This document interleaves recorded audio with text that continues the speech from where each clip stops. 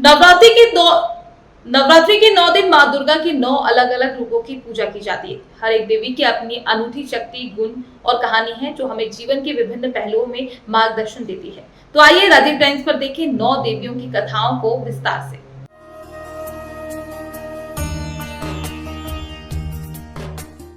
नवरात्रि का पहला दिन माँ शैलपुत्री की पूजा के लिए समर्पित है, जो पार्वती जी का पहला रूप है। शैलपुत्री का जन्म राजा हिमालय की पुत्री के रूप में हुआ था, इसलिए उन्हें शैलपुत्री कहा गया।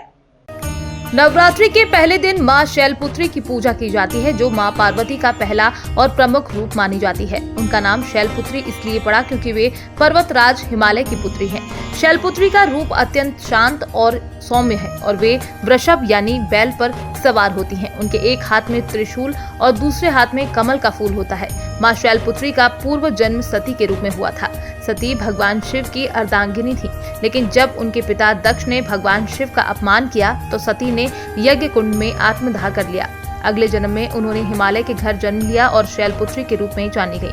फिर उन्होंने कठोर तपस्या कर भगवान शिव को फिर से पति के रूप में प्राप्त किया।